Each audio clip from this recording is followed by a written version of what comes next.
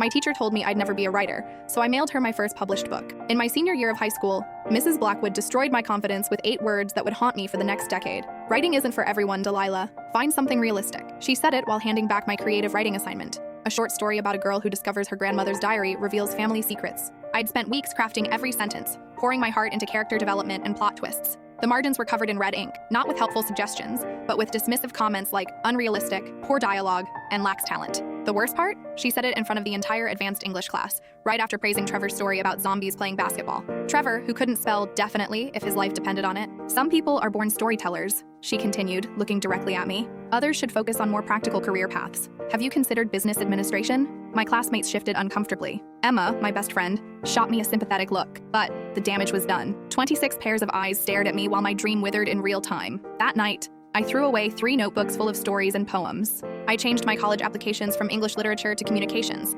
thinking it was more practical. My parents were relieved. They'd never understood my writing obsession anyway. Writing doesn't pay the bills, Dad always said. For 2 years, Mrs. Blackwood's voice echoed every time I felt the urge to write. I'd start a story, then hear her words and delete everything. I convinced myself she was right. I wasn't talented enough. Writing was just a childish fantasy. Everything changed during my sophomore year when Professor Winters assigned a personal essay for communications ethics.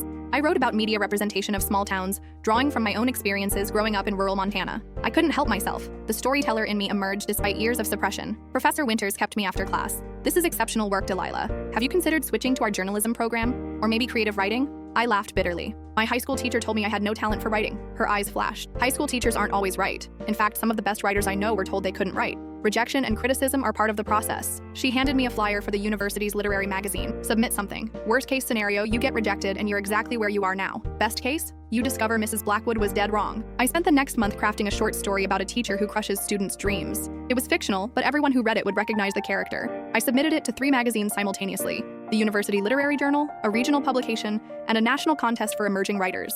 The university magazine rejected it. Too controversial, they said. The regional publication accepted it for their summer issue. The national contest? I won 2nd place and a $2,000 prize. But here's where it gets interesting. The regional magazine had a wider reach than I'd realized. The story, titled Red Ink, was picked up by several online publications. Within weeks, it had been shared thousands of times on social media, with readers sharing their own experiences of discouraging teachers. A literary agent named Francine Russo contacted me through email. I loved Red Ink. And do you have more stories? I'd like to discuss representation. 6 months later, I had a book deal. My debut collection, Voices They Tried to Silence, was published 18 months later by Meridian Press. The acknowledgements page specifically thanked all the teachers who told students they couldn't write. You gave us something to prove. Opening day sales exceeded expectations. Within a week, we'd sold 3,000 copies. By month 2, I was invited to speak at a writers' conference. Local bookstores couldn't keep it in stock. That's when I decided Mrs. Blackwood needed to know. I couldn't fit what happens next in this short video. Watch the rest down below.